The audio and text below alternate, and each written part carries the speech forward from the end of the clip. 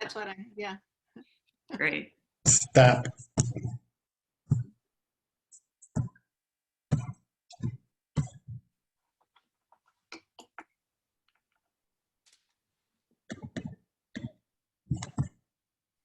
Okay, let's get started. Hooray. Hi. My name is Karen Nystrom, and I am the former chair of Three Brothers Theater and a member of the Chicago Poetry Ensemble.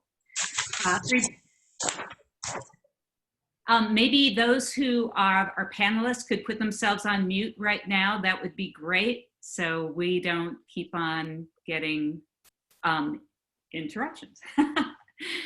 It's lovely. All right, so Three Brothers Theater was formed by Josh Beadle, Rick Adams, and Caroline Costa Beadle, and they came to the Chicagoland area in 2013. Three Brothers Theater is committed to producing and showcasing not just theater, but all kinds of creative work. So this is why we're here today. We are dedicated to diversity throughout the company, and everybody has a home at Three Brothers.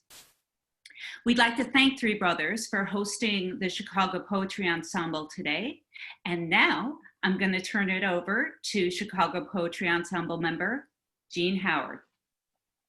Hi, you guys. Welcome, and thank you, Three Brothers, for hosting us. Thank you, Josh, for helping us out. We so appreciate that. You guys, we are so thrilled to get together, and we are celebrating Anna Brown's release of her new book, All of It and Everywhere, and we probably haven't seen each other for years, so it's a delight to have you join us. Thank you so much. I'm going to give you a little history on the Chicago Poetry Ensemble. Thank you, Kurt Hines, for putting this together. Around 1986, the Chicago Poetry Ensemble co-wrote and performed poetry for audiences using encounter theater tactics. Their four most extensive productions were Circus Chatter, The Lady, Psychopoetica, What Are You Afraid Of, and the Whitechapel Club, and there were others. The core group, and the members were Rob Van Tile, Anna Brown, Joyce Caskey, John Sheehan, Mike Barrett, Mark Smith, Jean Howard, Karen Nystrom, and Dave Cooper. And there were some others along the way, like Ron Gillette, even Dick McCracken. The ensemble members were drafted by Mark Smith from poets in places like like the Get Me High Lounge and art galleries, and also in the Skokie Library. Their very first performance, Circus Chatter, was actually performed at Dave Gemelo's bar, the Deja Vu in Lincoln Park, Chicago. And then when Dave bought the historic Green Mill Lounge, uptown Chicago, then most of the performances moved over there, except for Psychopoetica, which we performed in a mortuary. So of course, these performances, they all led to Mark Smith's great experiment, the Poetry Slam, and the rest is history. So that being said, I'm really excited to introduce Anna Brown and to have her talk to us a little bit about her book. Anna?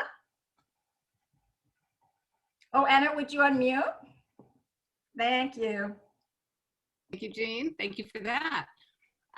Thanks, Karen. Thank you, Three Brothers Theater, for hosting us today. Thanks to all the poets who came to read with me, and thank you to our viewers, wherever you are in the internets.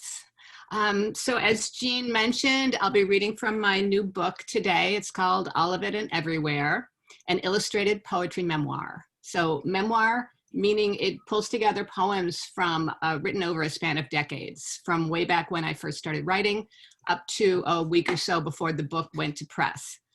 And illustrated because you can see from the cover, but I've included some of my collage and photo work and a few other images from history just to enhance the story that the poems tell. To start us off today, I would like to read you a poem I wrote in 2011 for the 25th anniversary of the Slam. It revisits my experiences with the Slam and the Poetry Ensemble. And it's called Poetry Memory. You want me to remember 25 years ago? I was there, you weren't. Now I know how old people feel. We used to have to climb on stage and walk behind the performers just to get to the bathroom. That was the Get Me High. You wouldn't remember. I remember Rob beginning his piece from inside that bathroom and then performing his way out, bursting out, busting out of it like a maniac.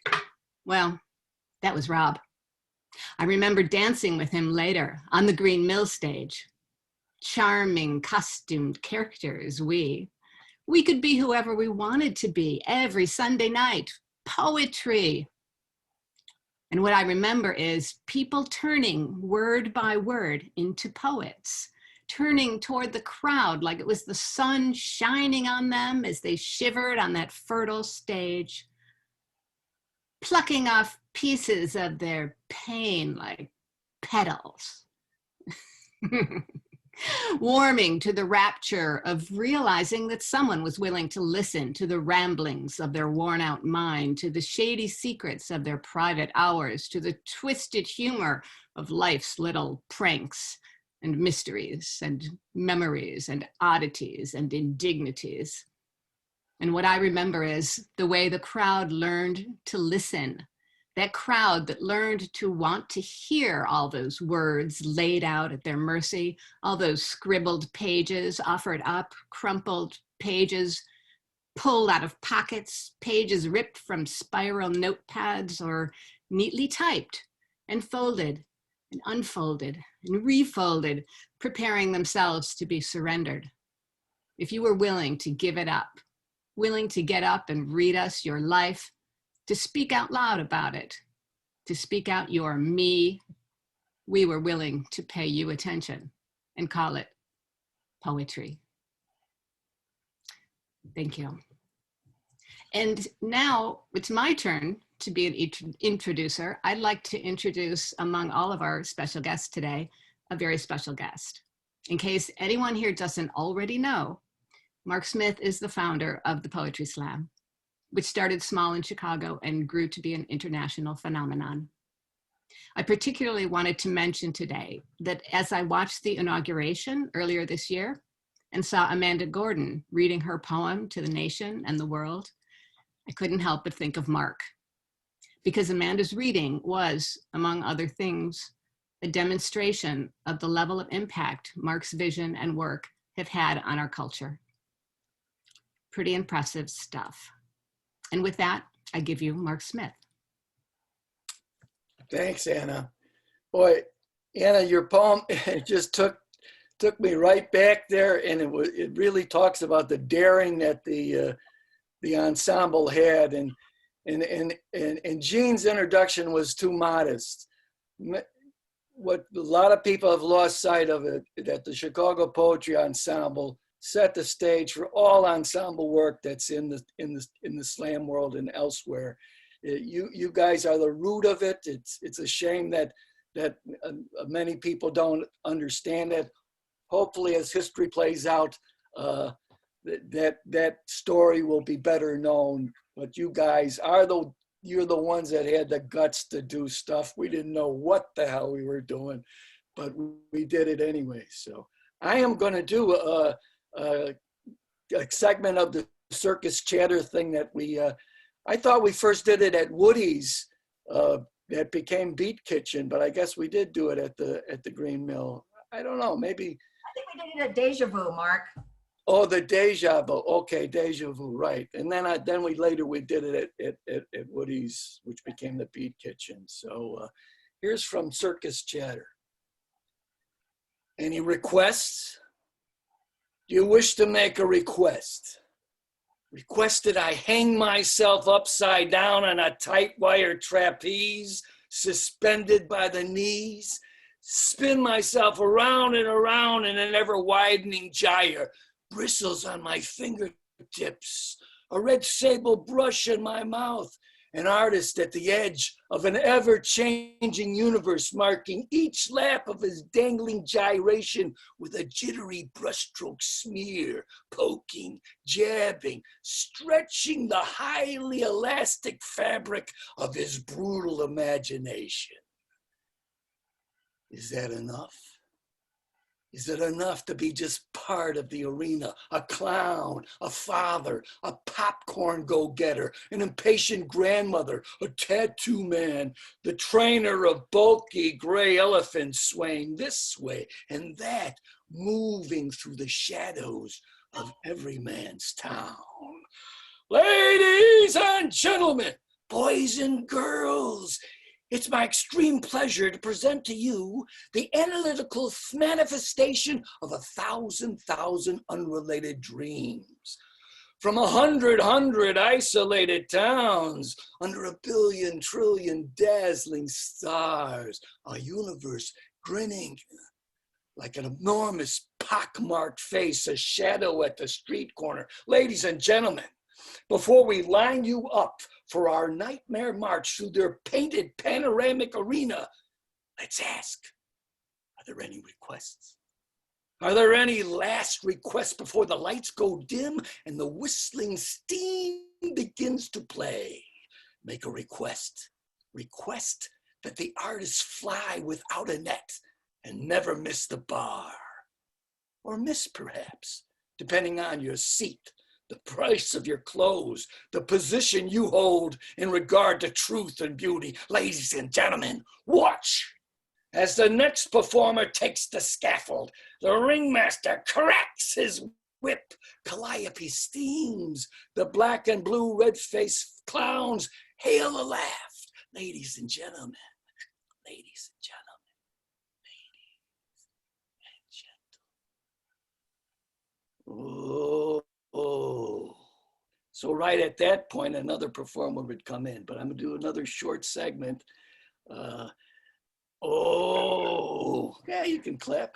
Oh, I say, do you see by that street bulb there? Huddle up hobo clowns round an oil drum, shaky fire, hands out no town hero. Gray faces frozen in the twilight stratosphere. I say, hey, you see, all my halo buddies with their wine dark ginger fingers lost in a haze, missing man, white and cooled out forever. And for who? Me and you? Me and you too? Me and you 250 million who's who do shine from sea to sea in this nation of stars and stripes forever.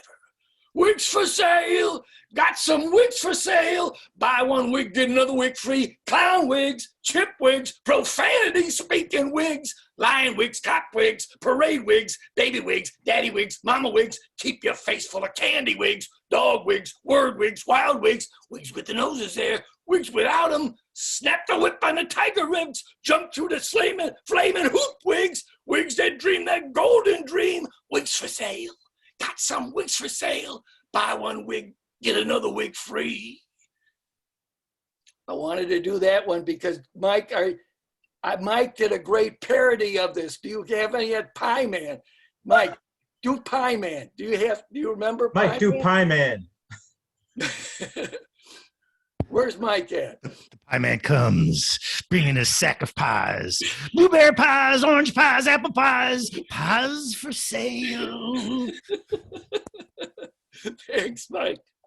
I'm gonna do one more. This is from the album that the Last Word Quintet just did. It's to music. It's called to Coltrane's tune "After the Rain," and Al Day, singer. Songwriter Dale with sings it, and I'll just sing his first verse to give you a taste of what he's like. I try to sing it like him. After the rain has come to let all the world unfold, I can feel the mystery that makes us whole. Storms wash the world, showering droplets, thundering torrential downpours, flooding ravines and hillocks, down city boulevards and avenues, down mountainsides and oceans, swelling rivers, overflowing sewer grates, surging through spillways, the clamor and crack of lightning bolts illuminating the sky. Such power, such testimony, little for human minds to do, but marvel at the majesty. After the rain has come, there is no more love or fear, and the silent way once more is free and clear. The heart holds a storm of its own, thunderstruck by lifelong lessons, witnessing the cruel stupidities of man-made dilemmas desecrating the earth, solvable if only honest hearts would rise above the puny politics of grab and shower the acrimonious landscape with a tempest of indisputable truth. If only a million efforts would rise like a benevolent tsunami and clear the earth of human treachery, charging the atmosphere with divine light, illuminating the possibilities of dreams once dreamed and hopes and visions beyond the cynical forces of greed and power. After the rain. So thanks so much, everybody. Good to see you all. Mark, man, that circus chatter, we were right on stage. Weren't you guys all just reliving that? And then the pies for sale. And Mark, so awesome to hear you. So great. Thank you so much. I can't wait. I'm hoping someone has that recorded, right? Circus chatter somewhere. Someone has a video of it. Oh, wow. I hope so. Well, anyway, thank you. We have another very beloved member of our ensemble, John Sheehan, who's no longer with us, but Rob Van Tile is going to be so kind to read some of his work for us. So thank you, Rob. Okay. Yes, I'm going to read some of John's stuff. I actually have a recording from Deja Vu of Circus Chatter one of these days. Okay, John Sheehan. This is the book Elsewhere, Indiana. Hope you can see that. And John's photo. By Kurt Heinz, by the way. Hello, Kurt. Kurt. John was born in Los Angeles. And I'm getting a little verklempt. He was the oldest member of our group, raised in Houston, educated in Toronto. He was ordained a priest in 1948. Taught high school and college in Houston and Rochester, New York.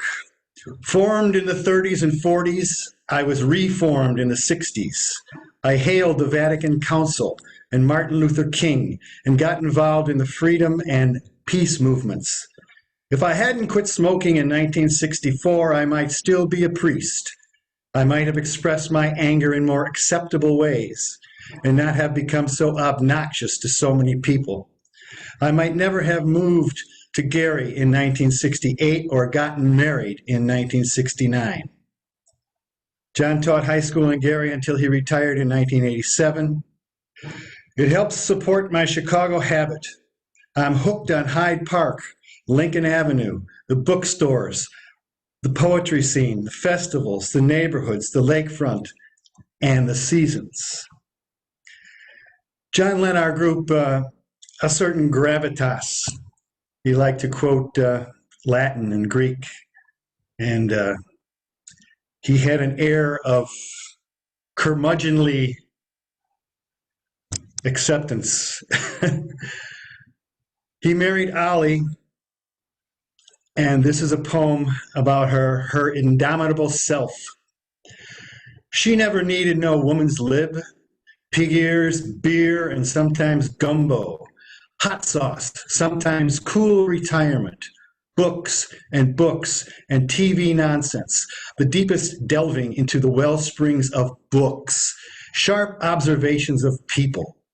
There's more love in her anger and criticism than in most people's smiles. There's more beauty in her black self than any kind of stereotype.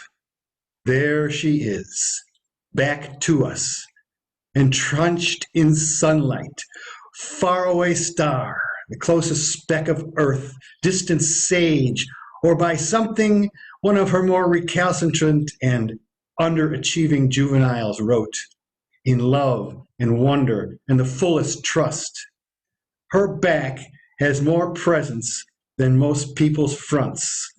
And when she turns around, baby, that's revolution at its best. And speaking of revolution,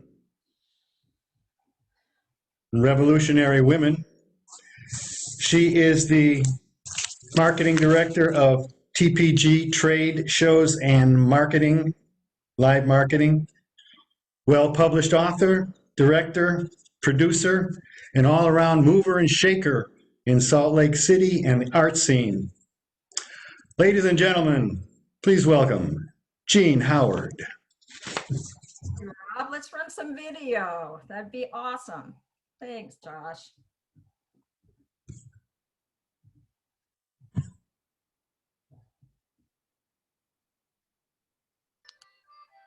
Women without children grow orchids, whose fuchsia lips hang down with spittle, the very tips of fragrant vowels. These women hold flower saples near water and bathe them with mists.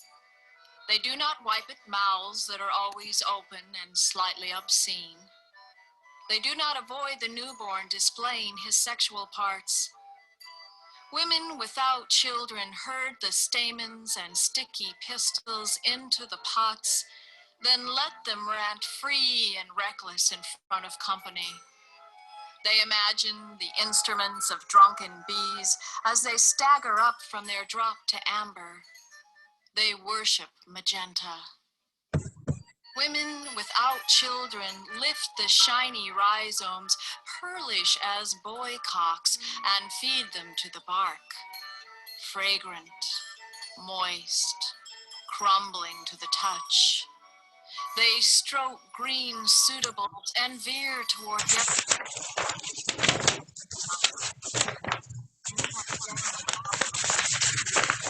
tiny tendrils tumble toward water.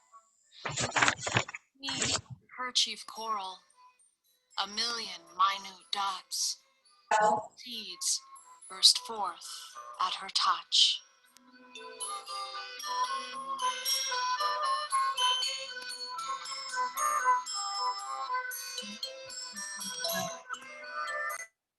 Thank you so much. And thanks, Bob Bolt, for producing that with me during the Chicago.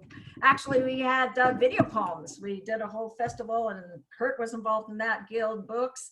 So guys, we had so much fun together. We didn't realize how much fun we were having. And it was just something like Mark said, it was like this big experiment. We were trying all these new things. Sometimes we would hang out together. If we lucked out, sometimes we would go up to Dick McCracken's parents' house in this big, they had a big house in Wisconsin on the lake, and, you know, poetry poker, you know, a little bit of wine sometimes, and then sometimes poems in the morning. This is actually written about Rob Van Tuyl, and it's called Rob in the Morning. With lake on fire, and Mercury raking dawn out of chestnut and maple, a great unloosening draws Rob to the pier, and Norton, not a dog, but a thin iron sculpture of a dog in a furnace of light. Now, Rob is wavering too in this brilliance, a fishing pole invisible, a theoretical attachment of man to water, sky, and earth. Rob ventures to the pier as he knows he must in the morning with Norton, a dog, not a dog, a man with a pole, a fragile walk into fire. And Rob is a maniac fisher still is. So this next poem is actually the title of my book, Dancing in Your Mother's Skin. And we actually performed this in a mortuary, Psychopoetica, What Are You Afraid Of? It's based on Ed Gein, You know, kind of disturbed guy who killed women, robbed graves, and robbed his mother's grave. So here we go, dancing in your mother's skin. Ed, you've been a naughty boy. But who can tell what darkness swims between a young boy and his mother? Your little hands, snug as a cockle around her fingers, now are claws that dip right in. An ocean viscera glistens in the wind of the backyard shed. Poor little Ed, with the hulk of your mother on your back. I too am ashamed to let her near, but I crawl into her skin at my every fear, a gutless course we've taken here with moonlight dripping on the back door screen. Hey, don't let me into the heart that starts up after midnight. Don't let me sing a vacant lullaby with a buzzsaw. Yeah, the line is thin between a young boy and all the close calls that make him real. Washing off the night's ink. The bed is just a half room away, but let it reel in its pallid valor, for the moon is just right, and you're dancing in your mother's skin.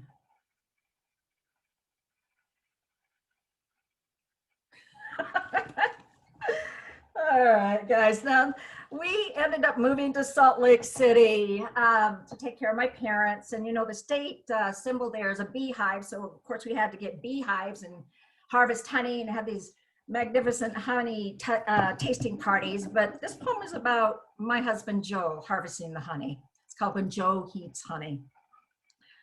When Joe heats honey, the harvest sits dark and brooding in plastic pails. Water rushes up hot and hurried as light melts downward into the cleavage of mountains. This fuel of August, unsealed by hot knives, oozes visceral through milk-skinned cells, then runs like summer in great globs of gold. It's like watching day drop in night's black boil, nectar swimming along the edges, the musk of lavender, of sagebrush, of rabbit brush, whose pungent yellow draws flies as well. Rising as the sky turns mad and bronze-toothed onto a cloud, Joe's hall, this thievery of bees and spittle, whip of queens and brush of genitals, fragrance fills, runs sweet fragrance through our halls, down Joe's sieves. Slow, deliberate, the drain of days now gone. One last poem, and this is about my Aunt Renee, because when my parents passed away, Joe and I took up care of my sister's mother. It's called Biopsy. They tell you there's a cyst or an abnormality, as if normal is sitting at a hospice bed, genuflecting for death to take it easy on her, and to not screw around and play games as death is prone to do, and to not have all her sisters, her nieces, her stepdaughters all drive in from out of town and then decide she's not that desirable anymore. Even though she has prayed to him, has stopped medications, has stopped her earrings, shopping, spoons of ice cream, even speaking to become his bride. Yeah, death is a bastard, I think. After all, the sisters, the nieces, the stepdaughters have gone back home, even though he loves it, he will not perform for audiences.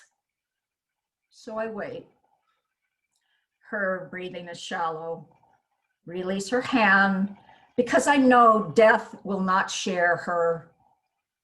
And I lay beside her in a pulled out hospice bed.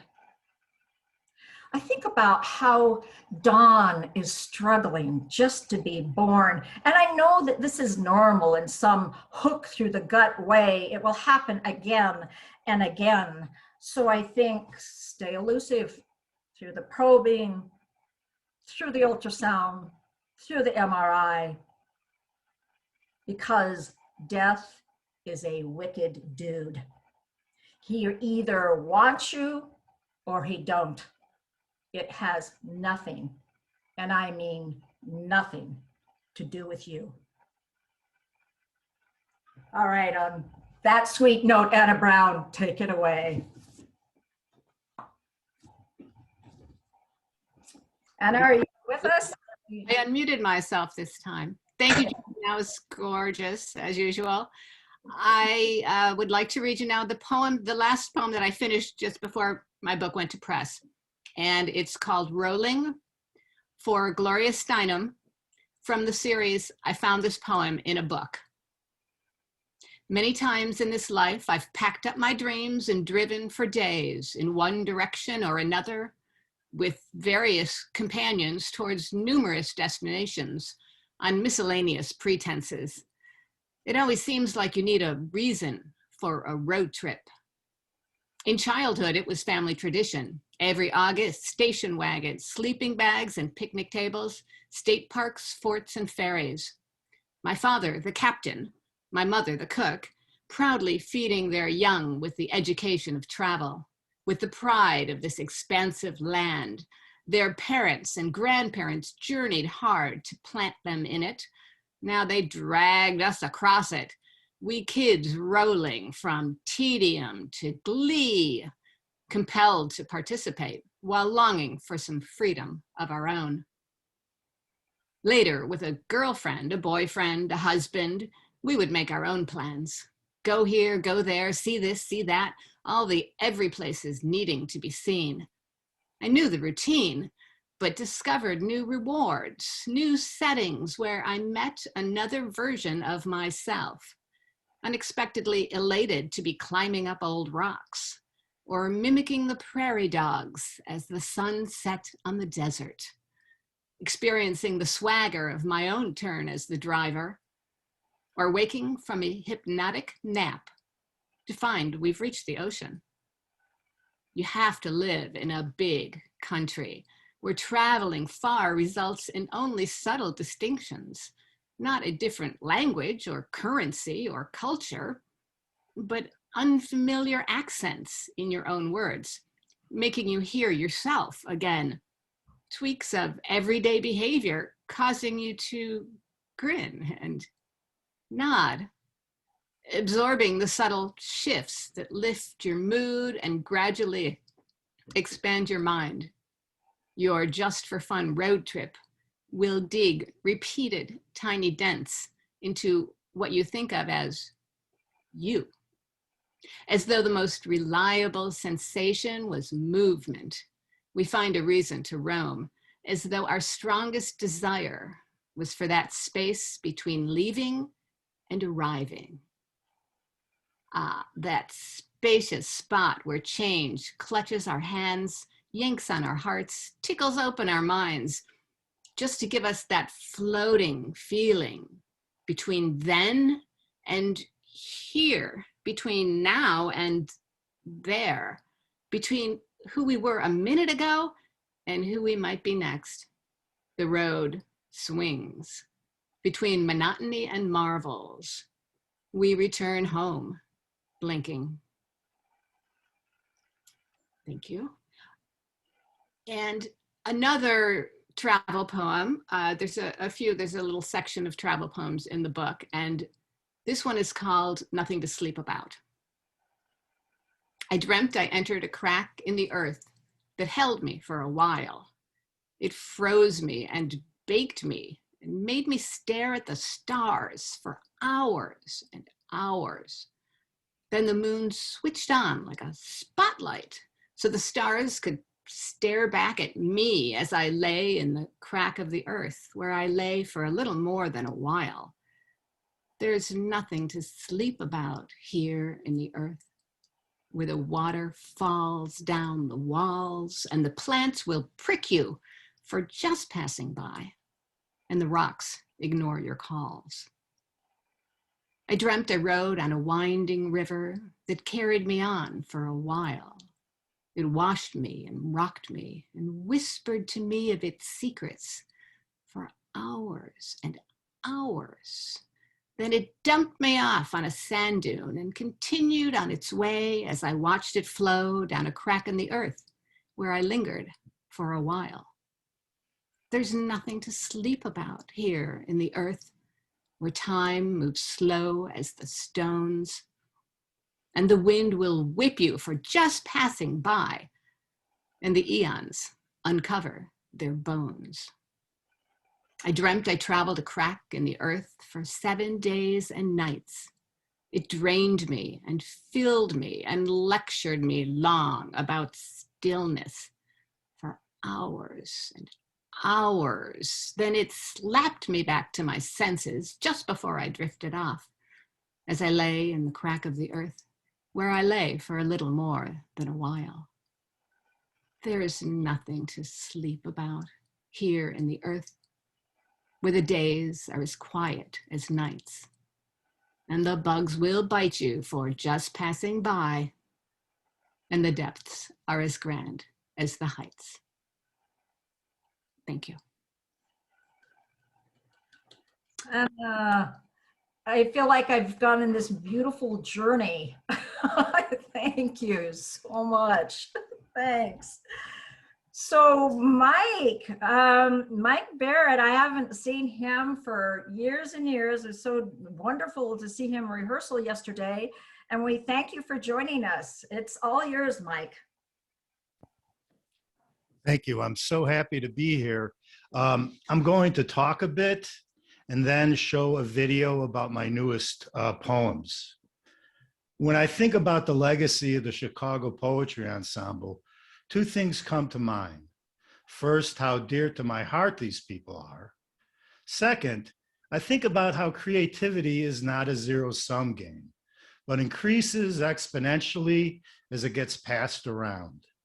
Two anecdotes reinforce this theme. I'll start by talking about Anna.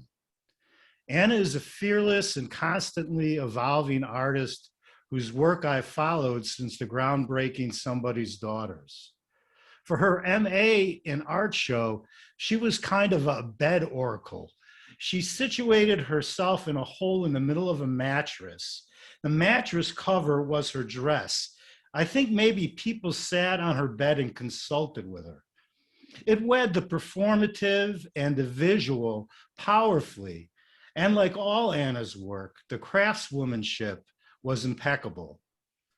The first piece I recall Anna doing was at the Get Me High Lounge.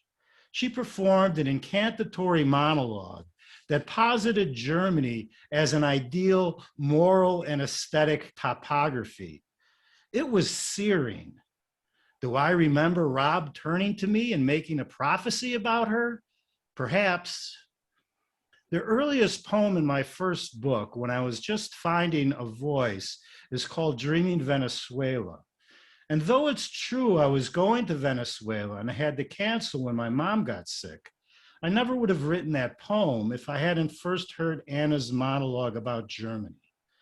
Creativity goes around and around, and Anna has been a huge inspiration to me and helps sustain my creativity. Speaking of creativity getting around, I think of Mark and all the people who have been brought to the poem because of Mark's efforts. A year ago, I walked an old pilgrim's route from the south of France to the coast of Spain called the Camino Santiago. One night in Galicia, a bunch of us were reciting poetry over beers and laughs. Two young Italian women, Gaia and Daniela, turned to me and asked, "Have you heard of the slam? We're slam poets." So 35 years after Mark began the slam, half a world away, I was witnessing the power of the traveling creative spirit. I recorded Daniela and Gaia's collaborative piece, the kind of polyvocal arrangement that the Chicago Poetry Ensemble developed. To honor the reach of Mark's vision, to honor Gaia and Daniela, and to show how creativity goes round and round, I'm going to play 30 seconds of their piece. It's in Italian, of course, with the syncopation of these two lovely voices, And I see that Gaia's here, and shout out to Gaia and shout out to Daniela if she's here. La gente nella norma, intendo, quelli che non si spaventano, non gridano e non fanno la coda se ti devi andare ad aprire. E se malauguratamente sei da solo, mamma me lo diceva sempre, che agli estranei la porta non si apre. Ma se, dico per dire, quell'estraneo dietro la porta fossi io, che in fondo non mi conosco, io, che qualche volta allo specchio neanche mi When I recorded that, I just said to myself, if I ever can get their voices in front of Mark, it would make me very happy. And so I'm glad I'm able to do that. Now, since the days of the slam, I've continued to serve the muse. I've written over 800 pages of poetry and 10 books. I'm currently working on the covers, designing their covers, and will certainly be asking for your support when I bring those books to press. And I want to finish up. I kind of want to show you what I'm working on now. So I made a video introduction to my latest book of poetry that I want to share with you.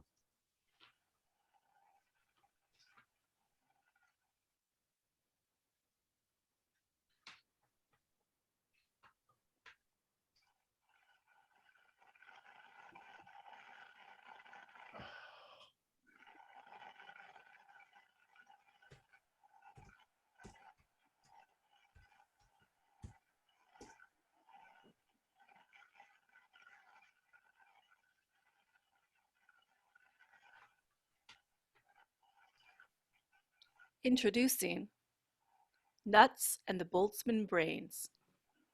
Poems and Lyrics. What is a Boltzmann brain?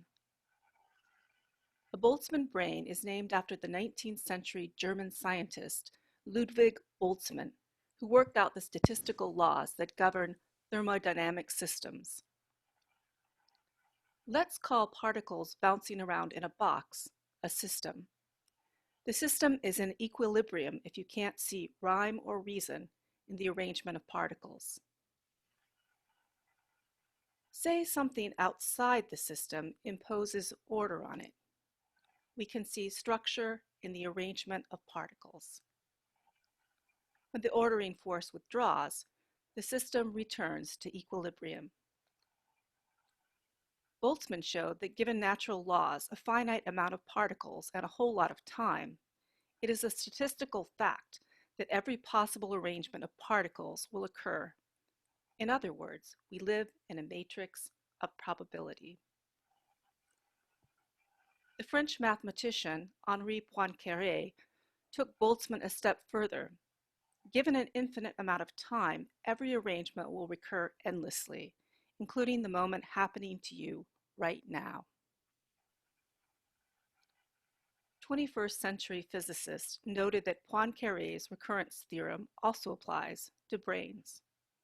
Out of equilibrium will fluctuate arrangements of particles that mimic our biological brain. Boltzmann brains are brains that fluctuate into existence, have a thought or two, then return to equilibrium. The poems in this book are thoughts of Boltzmann brains. When I maneuvered into the dock of the water tower, I saw it was deserted. My gut told me two things. There was no water, and I was being followed. Lost on a mountain, I had to bivouac in a wolf's den. When dawn broke, I had an avalanche beard and a tail between my legs. After fabrication, it was wry and self-directing. It was ironic, and I could not dissuade it. This is my final report. It's like another world, said the infinitesimal to the barber. It's the same world, replied the barber, cutting a little closer. Wheels track a path into past. I am seated in a chair, strapped to a wheel, turning into past. I stumble onto the head of a duck decoy and recognize I am necessary only for having occurred. I am necessary to think I'm necessary until unnecessary. Memory of music fled. The form I take makes room for my disappearance.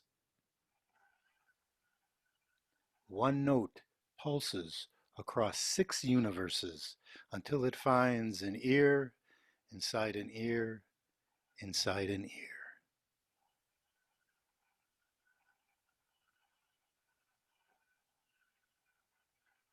I don't need a girl. I need a spinal solution, a spirit contusion, a spinal solution. Plank length switch, yeah, I'm a plank length switch. You don't need a spotlight to get me lit. No, you don't need a spotlight to get me lit.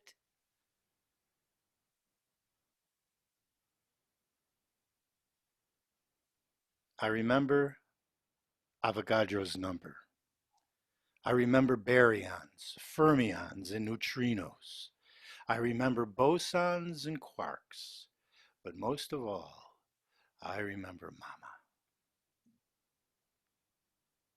A handful of clover, bordered by brown grass and sugared by dew, is a portal into which I enter and suspend my mind in matter. On a slope, next to a harvested cornfield under a wide blue sky, I wonder if this is real or dream.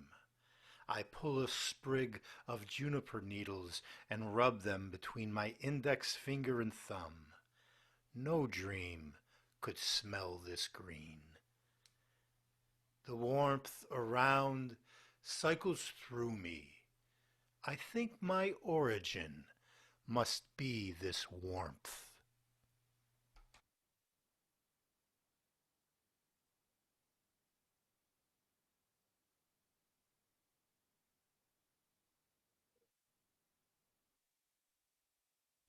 Thank you. Mike. Yeah. Yeah, you let us all know. You let the universe know when those books are ready, right? That's amazing. So good to hear from you.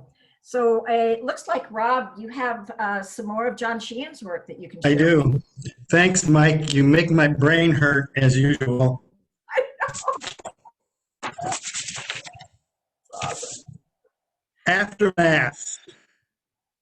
After math, we'll do physics. After physics, we'll build a bomb. After the bomb, there will be no math. The Indians were poets. Europeans were scientists. The Indians sang the world. The Europeans measured it. Math is a Greek word for knowledge. Knowledge is not enough. Sophia is a Greek word for wisdom. Math measures reality. Wisdom dives into it. Wisdom revels in reality. Wisdom can't help but sing. Math is too busy counting. But before math marks the final countdown, will wisdom be able to save us? But after math, there is mowing. Old English, Germanic, not Greek. Sweet smell of grass and clover. The dead hay makes way for new growth. The roots are still green. They grow into green. Give us some green. We need new green. The ensemble would often throw shorter poems in between the longer ones, and John was a master at that. Give us this day. If I have a loaf of bread and my brother and sister have none, then I owe them half, even if they do have a gun. I just might not realize how much guns had to do with my having the bread in the first place. And my favorite of John's, by any other name. Would you pass the red jelly? My hostess asked. But I only saw green, orange, and purple. I passed her some purple. She said, no, not the purple, the red. So I passed her the orange. She said, thank you. That's it. A few minutes later, her husband asked me to pass the red jelly. I passed him the orange. He said, no, not the orange, the red. So I passed him the purple. That's right, he said. Thank you. And one last one, the shortest of all. Ubi o ubi est mea sabubi. Thanks, John. Profound, right? Just amazing. We so loved him. It's so cool. Thanks so much, Rob. So appreciate it. And friends, there is only one Dave Cooper, and we get to hear Thank him. God. So Dave, take it away.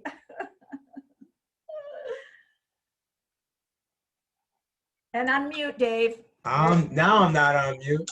Good man. How about that? So yeah, I've been having a good winter. It's been a hard winter, you know, like everybody else. It's been snow and cold, and I've been sitting around doing a little writing, and I wrote some lines, and then I picked up my guitar, and I don't really play guitar, but I picked it up anyway. And I thought, well, let me just kind of do some stuff and see what happens. And I wrote a song. And so it goes like this. A blue, yellow drum. I said a blue, yellow drum. Yeah, ride. Ride a red bike, ride.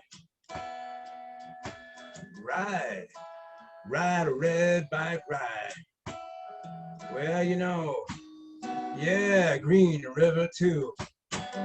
Well, I said a blue, yellow drum. A blue, yellow drum. Ride, ride a blue, red or red bike, red a bike, ride, yeah. Green river too. Hey, circus time. A big warp board, a slide, a merry-go-round in the shuffle, a ruffle of motion in the reds and blues of a clown suit. The colors of someone's old school gone deep purple from mixed emotion. The circus came to town one day. I heard one of the jugglers say, the music is a soul in me, his eyes a fireball burned. I walked through the puddles and back of the striped tent. My ears heard a collection of wander and rhyme, the sweet, strong fingerpick strum of a steel string guitar. I saw my feet on all that grass. Shadows thick, a half-gone moon, potions. A woman, the child she's with, the same flushed cheeks and sparkle in the eye. Circus time. So it's been a hard winter, right? It's been a real kind of around here. I don't know about Salt Lake City, Gene, but around here, we've had a lot of snow, you know, and we've had a lot of just it's been a lot of snow. And so I had to deal with this stuff. And so I made a sign. I said, please don't park past here. I asked nicely, please don't park so close. Park further back, I said, explaining, too close, I can't get out. I'm helpless without your help. We're all, you know, in this together. And have you met my wife? She'll slash your tires just like that. So watch out. I've got another poem I want to read for you, and my technology is having an issue. There we go. All right. So this is a poem. It's had a couple different names to it, you know, and it's sort of a newer poem. It's not completely where I'm at, but it's where I'm at sometimes. All right. And it goes like this. Dredged. I am the jagged edge. Hungry. I might be full. Might be I missed the point. Maybe if I started with happy, hot coffee, or balloon, maybe then I'd sail the blue. Sail the blue? What kind of lines are these?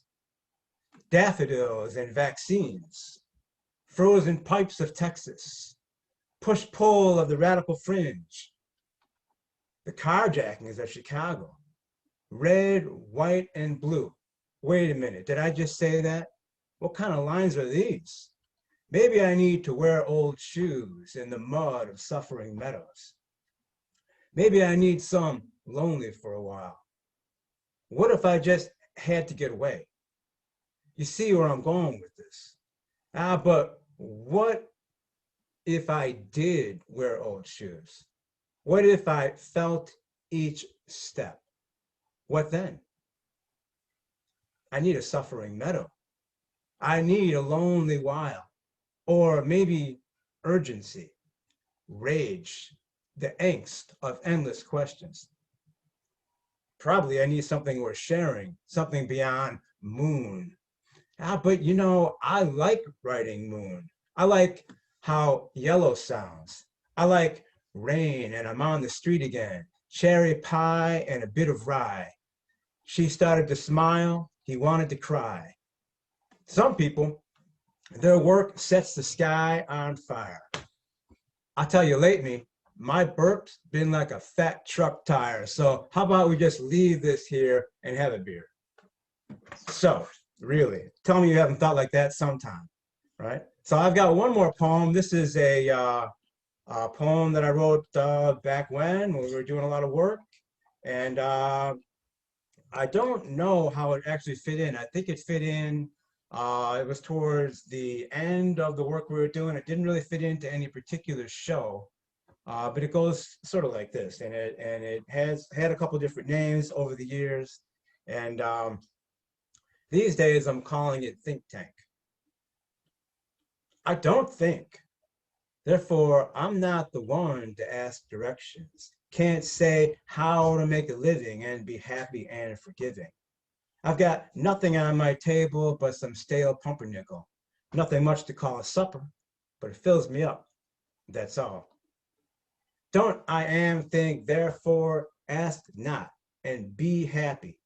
Be forgiving. I've got table on my nothing but a crust of pumpernickel, old bread, some, and stale pickles. Nothing to call much a supper. Up it fills me, but that's all. I think don't. Therefore, directions, no one asks to share my living and be happy and forgiving. Empty table, some dill pickles, and a loaf of stale black bread. Supper fills me up, that's all. Ask directions. Don't think no one, therefore not the way to living. I have a pumpernickel table, pickles for a bit of supper, happy, stale forgiveness, and all that. Direct questions. One thinks, no, don't, therefore I make not a living. Supper, pumper, nickel, pickle, old and stale, unforgiving, happy to be sharing all that is. Therefore, ask me and be happy. Think, don't supper at your table on old pickles, stale black bread. Ask directions, be forgiving, sharing, and that's all I think. I think. That's it. Thank you very much. That's all I got. Yeah. So you guys, David's the guy that would come busting into the front from the front door of the Green Mill. He went order a cab, and nobody knew what the hell was going on because everybody thought it was some cab driver going nuts on us. So yeah, thank you so much. Love to hear your work, yeah. So yeah, Anna, do you think we can hear some more of your work? Yes, as a matter of fact, thank you. You can. I have to confess, this one's a little bit on the long side for a reading, but I really want to read it today. So for those of you like me with the short attention span thing, it's in 7 sections. Just pretend I'm reading 7 short poems, one right after the other, or something like that. So as soon as my dear husband mutes himself. Yeah, yeah. There we go. Beautiful. Thank you, dear husband. Okay, it's called 7 Lessons for Carlo Rovelli from the series I Found This Poem in a Book. First lesson, the most beautiful of times. I never spent much time loafing in my youth. At least that's the way I remember it. There was no time to waste with so much opportunity for awful mistakes, bad judgments, and embarrassing choices. My life was a masterwork of foolishness. But every so often I saw God, so I can't complain. Second lesson, doubt. Finding one's path is at times straightforward, often a bit confusing, and occasionally a great mystery. The first time I tried, the local winds chased away the traces, ran me in a circle, blew smoke in my ear. You provided no clues to track it, though you should have, though you could have, you might even have tried, but you had smoke in your ear too, from long before. All I heard was grumbling. Third lesson, how we are built. We share this capacity. Of that, I am certain. We see universes inside our brains, sparks dance behind our irises. How can I acknowledge that truth without hurting you? My world is not so very different from yours. My world is indescribably different from yours. I live in the future, and for that, you never forgave me. Fourth lesson, particles.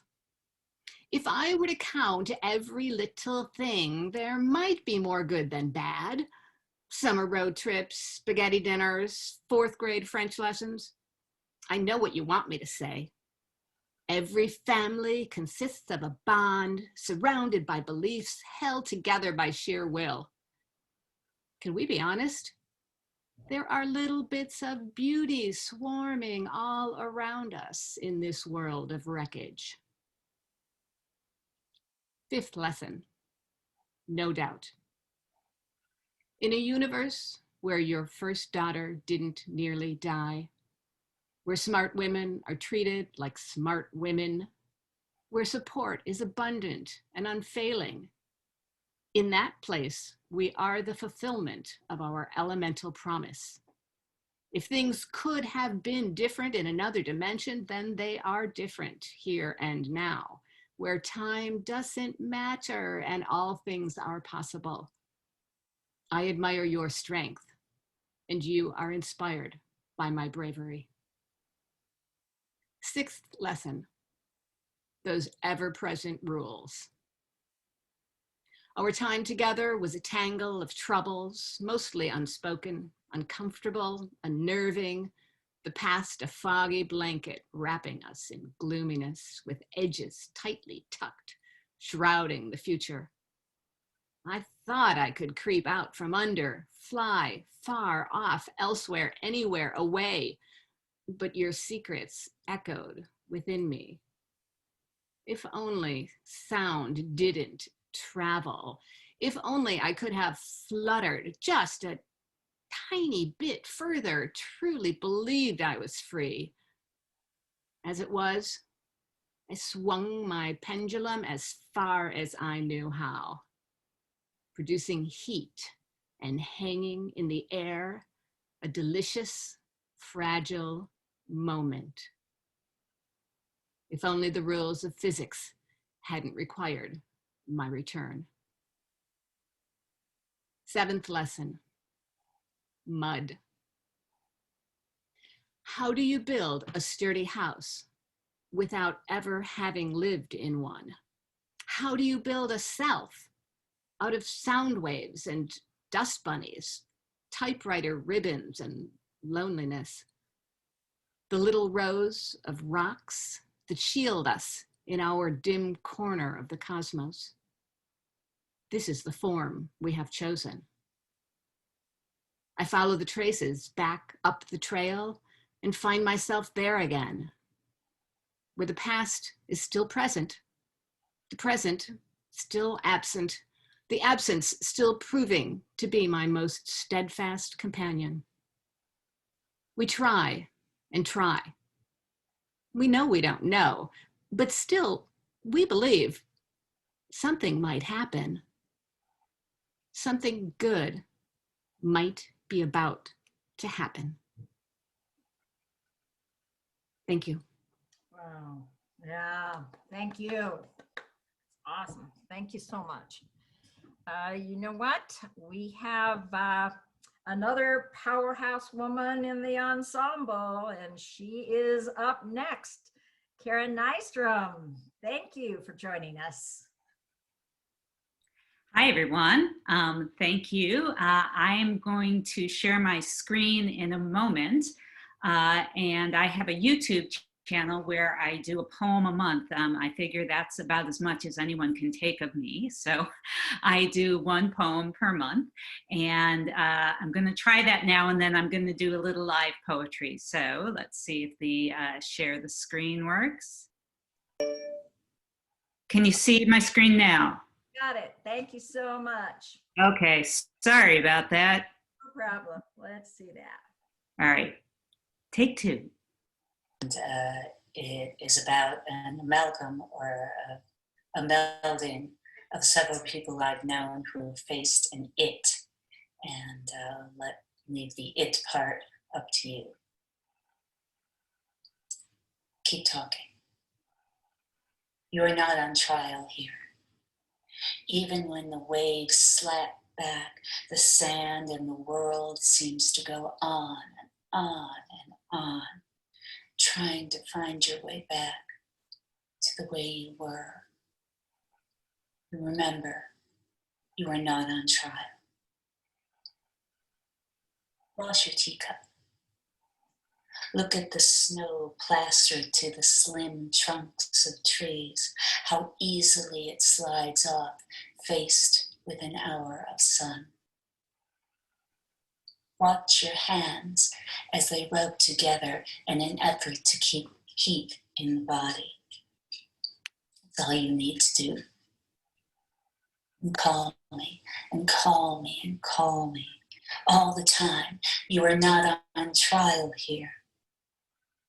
Time, you say, claws at you. Like one more hour till sleep, until you have made it another day without the it. The it had you crawling towards death, scrawling out vitriol, the ugly core protecting the it. I don't know whether the it will ever try stop whipping you back like one big easy ledge of snow sliding off a tree, just like that. Easy as that. Take a slice of pie. Take two. Take 40 if you need to. Find what the neighbors are missing and fling it on their front step. It could take some time. Neighbors are funny, aren't they? They have rituals so exact that it trains the way they move. They don't know what you know. They don't know that an emergency can look as small as a pea rolling around on the floor. Do the thing that keeps your heart beating. Hold my hand.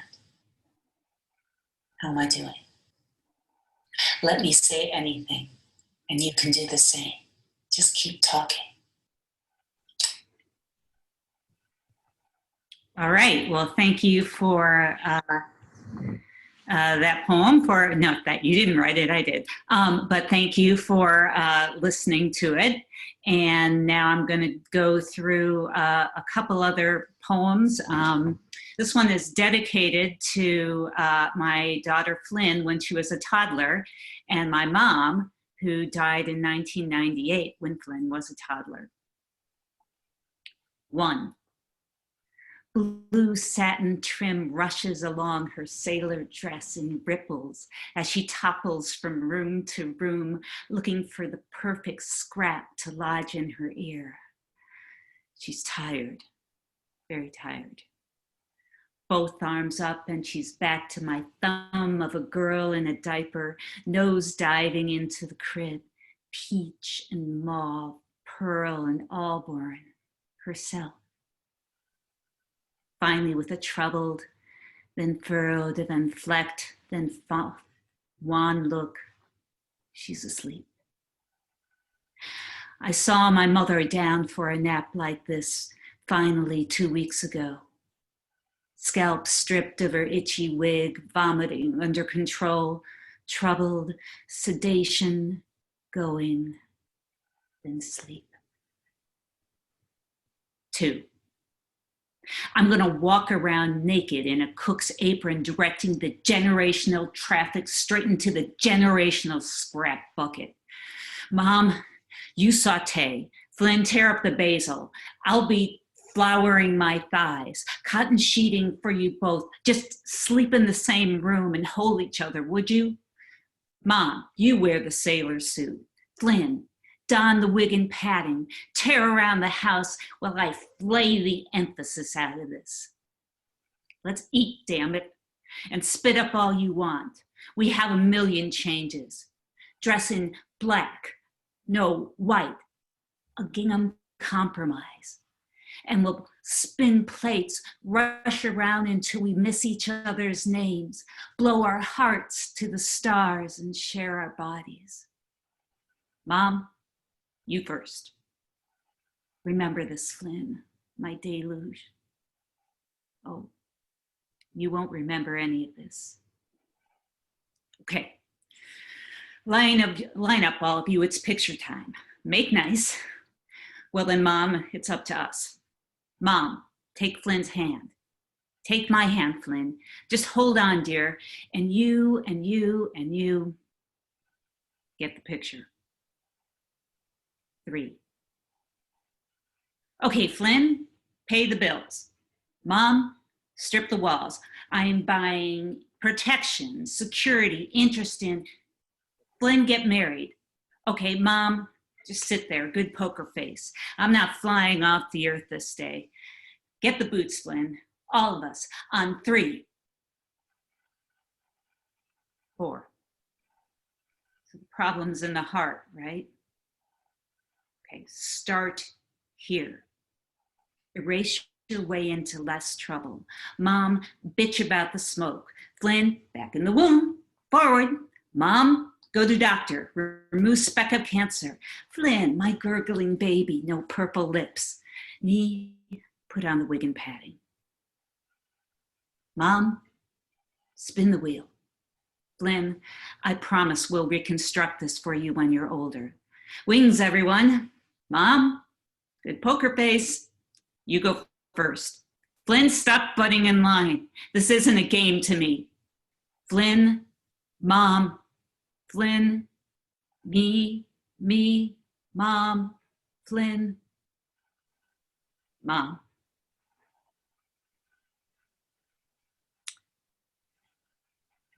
You. Okay, let's close that. This next one is called Frank Finally Gets Lita and the Swan, which is a poem by W.B. Yeats. And the only thing you need to know about this is this has to do with mythology. And in the poem, the swan is Zeus, and the swan rapes Lita. So, woohoo. All right. How does this happen now? The dew lifts just before the mower blades drop the slender blades of grass as the sun works on and off of Frank, who recites Leda and the Swan to the burning tune, row, row, row your boat, in his work boots and shorts all summer long. White and black and crumpled, Leda and the Swan is taped, laid thrumming to the red mower bar so he can sing it, indifferent to the whirring violence of the machine. Only Leda will hear. Is the opaque glory Frank repeats enough? His lips move over the roar of brute blades, gently down the stream. The girl can shudder too, above the loosening bolts. Frank's fingers push each beat down into his chest, forcing the words upwards so both girl and bird arrive again with each clump of grass flung back on the lawn. Without knowledge, each word means nothing, burning itself. Then it comes, Frank's heart, filling with blood, the accordion vessels made live as he stares into the trees, hysterical.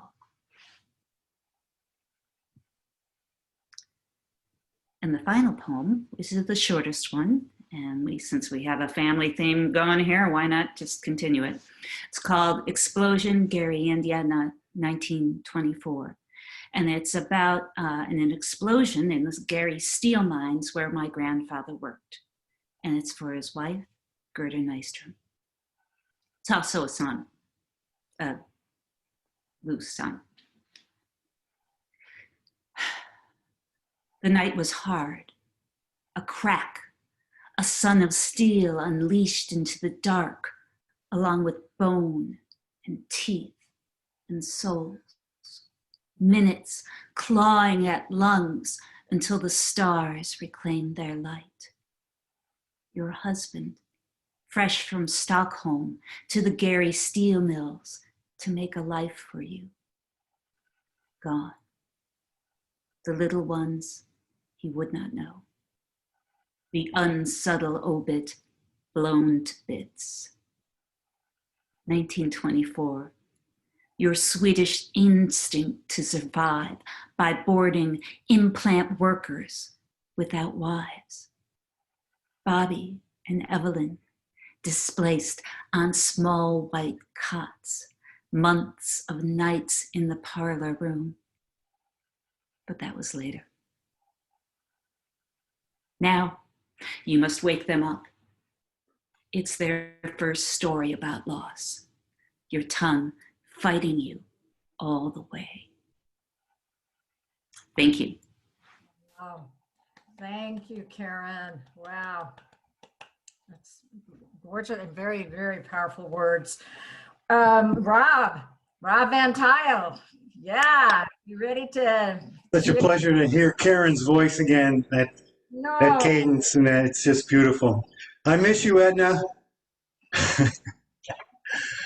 Okay, for the last 15 years or so, I've been hanging out at open mics. I met a whole community of musicians, and usually you get a couple of songs, but I always open with a poem, and that's like for free, so go figure. And this is a poem I wrote about 25 years ago, and I've done it multiple times, and it always seems to get a reaction. When I first started it, I couldn't attribute it to myself because being a teacher, they don't like you to smoke marijuana. Been very, very good to me. Because I am down with a blunt. No freaking front this time. This rhyme's all about a ganja man, making a plan, taking a stand against the man, but serious, like a stroke. It's no joke, I've been bent, but I ain't broke, because I am down with a kind, leaving violence behind. Deep green, red hair fine, fresh off the tree, helps with HIV, chemotherapy, PTSD, glaucoma relief with a keef, job medication, or just a mental vacation, because I am down with a joint.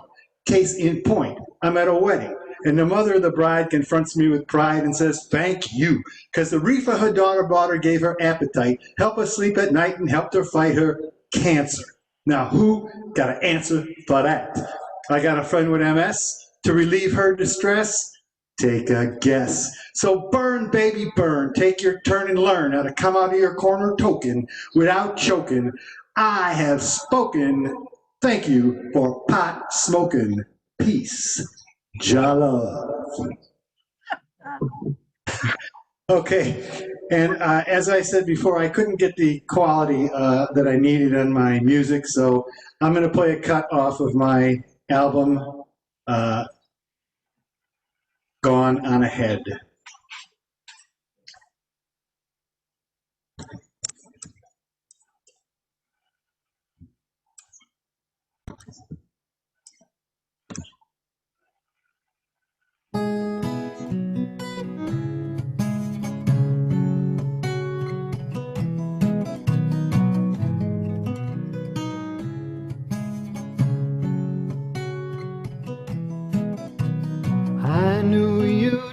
gone long before I met you, and I tried to be strong, couldn't help but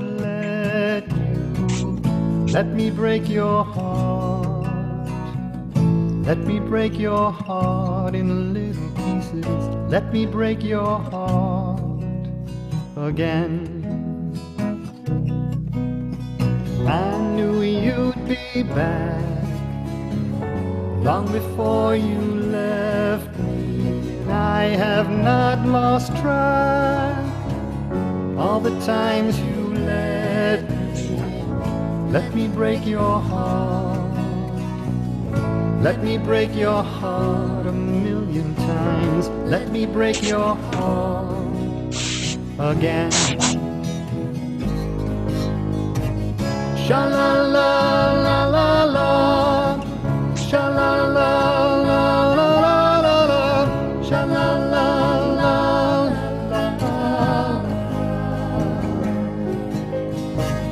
sha-la-la-la-la-la, sha-la-la-la-la-la-la, sha-la-la-la-la.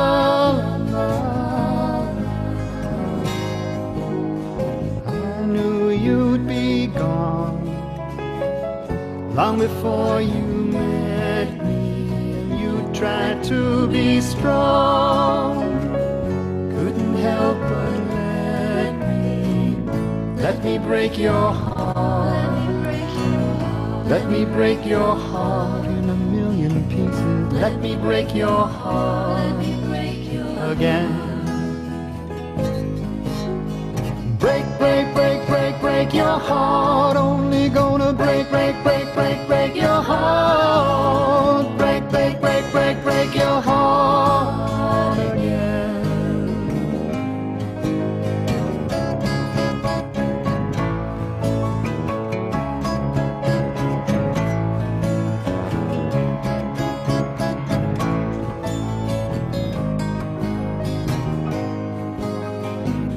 Let me break your heart. Let me break your heart. Let me break your heart in little pieces. Let me break your heart. Let me break your heart again.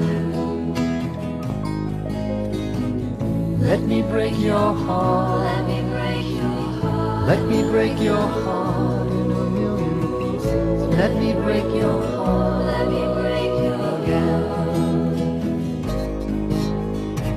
Sha-la-la-la-la-la, sha-la-la-la-la-la-la, sha-la-la-la-la-la, sha-la-la-la-la-la, sha-la-la-la-la-la-la, sha-la-la-la-la-la.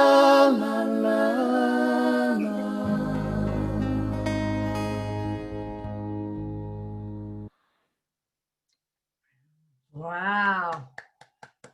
Thank you, thank you, thank you.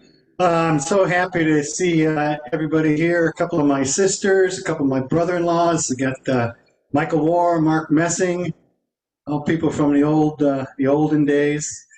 It's so much fun to see you all.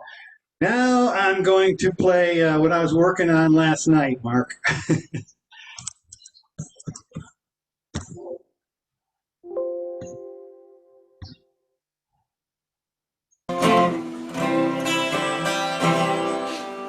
This is my 2020 song.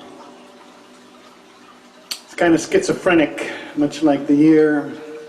Started out as a country lament and ended up as a rap protest. Go figure.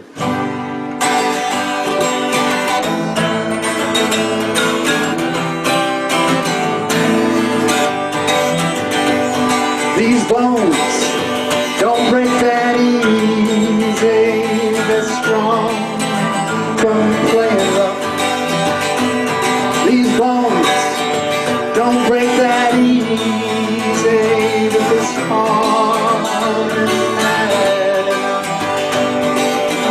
Hit me with a shovel, whip me with a cane, run me over in a pickup truck and I can stand the pain. Hit me with a 2x4. I won't shed a tear.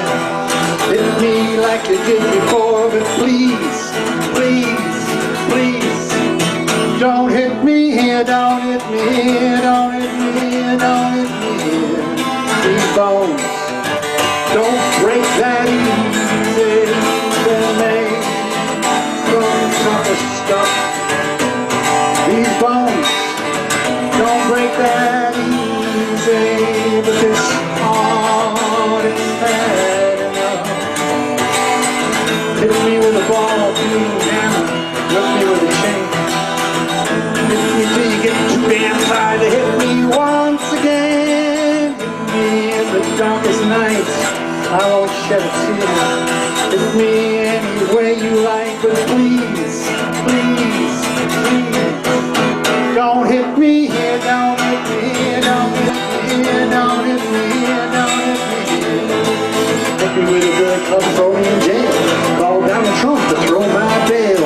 Fake news, hit me all over. Throw me shit, they come out smelling like clover. Hit him in the brain, say, look over here. Don't turn around, cause they'll fuck you in the rear. Listen too close and they fuck you in the ear. Let me make this perfectly clear. Believe half of what you see and none of what you hear. Clearing in the crowd, boys, cranking out a loud noise. Bald-faced liars lighting forest fires. Science deniers and human outliers got a flag all in tatters, and no one agrees about whose life matters. Oil spewing out in sacred land. Strike down the monument, strike up the band. Tear it all up and burn it all down. So says our commander in clown. Media addiction added to the friction. Polarization and marginalization. Facts on the facts, but in fact, Jack, the Bears do need another quarterback. Here's a new dance that's sweeping the nation. Go home, stay home, no more vacation. 6 feet apart, 6 feet under. Made a mess from a sock with a look, I wonder. 400,000 citizens dead. No school, no gym, no more hospital beds. Lose your job, lose your home, lose everything that you have owned. With $600, we'll make it all nice. Drink bleach. Vote twice. And the My Pillow guy is at the White House with proof of voter fraud and a cure for cancer. These bones don't break that easy. This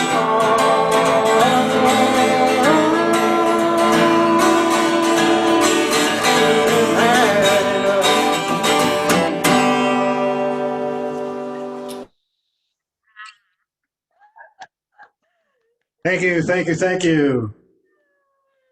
Peace. Thanks, Rob. Yeah, like Mark put down, God damn, he's a rock star. All right, cool, you guys. Well, we're getting close to ending. We would love to have Anna close us out here. Anna, take it away. Thank you, Jean. Honestly, I could do this for another hour or two, but I know that's not the plan. So in fact, it is time for my grand finale. And this one in particular is meant actually to be spit out emphatically in a big nightclub full of people drinking and laughing and enjoying themselves. So here's to a return to that experience someday soon. And this is called 60 is the New Fuck You. I used to be such a nice person. I used to smile at everyone, whether they liked it or not. I used to think I was here to help others, all those hapless others who needed my help. But now I'm 60, and I need stuff too. I need some tea. I need to pee. I need a little sympathy. I'm not all right. I'm all uptight. I'll never get to sleep tonight. So no, I'm not gonna smile at you, give you the badge of my approval. I have to give up some bad habits. 60 arrives with way too much baggage, and I'm ready to ditch it all. So don't ask me to tell you the secret of life.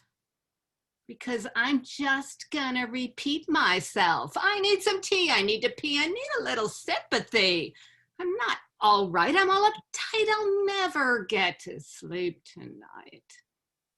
I could read you that poem I wrote for my 30th birthday, but fuck that. The one I write for my 90th will be so much better, so much wiser, so much more serene.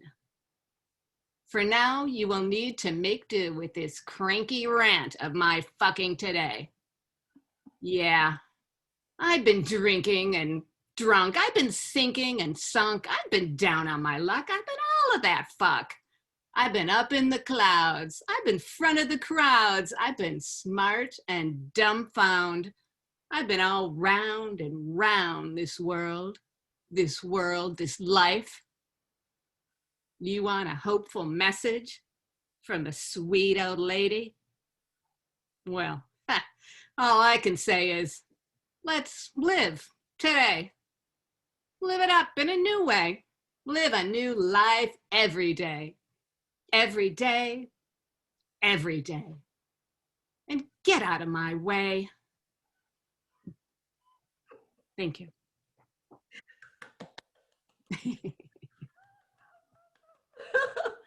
Sana, is that your close? Because that would be amazing. Yes, that was my close. Thank you, Jean. Back to you. I'm so voting for that poem. Yeah. That's my baby. Hey, Gene, thanks for guiding us through this. You were great. That was great. Yeah, Gene. Kind. So good to hear everybody's different voices. What a collection of different points of view and styles and everything. It's just wonderful. It's just great. I agree. It's very cool to see how everybody has ventured out in their own lives. And I'm very excited. I'm hoping someday we can get all back together again really soon. So for those who joined us, I want to thank you so much. And we're really excited. Anna, is there something in the chat about how to buy the book? Or do they need to go to the event? You know, I didn't put it in the chat, but it's if you go to the Facebook event and look at the discussion, there's information there about how to get my book and also some other treats, Karen's YouTube channel, some old videos from Spoon River and a variety of things. So that's where we've been collecting info for folks. Okay, perfect, guys. So again, now I'm refollowing the Chicago Poetry Ensemble, and thank you very much, all of you. Looking forward to getting back together again soon.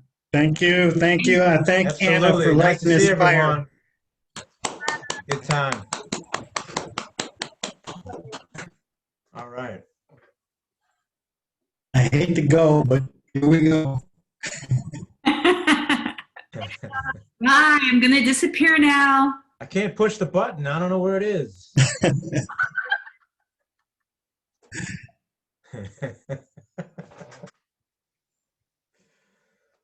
All right, you guys are an inspiration. Bye.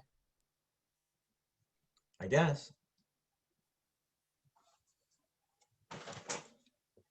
Oh, it didn't work. We'll try it again. Nope. One more time.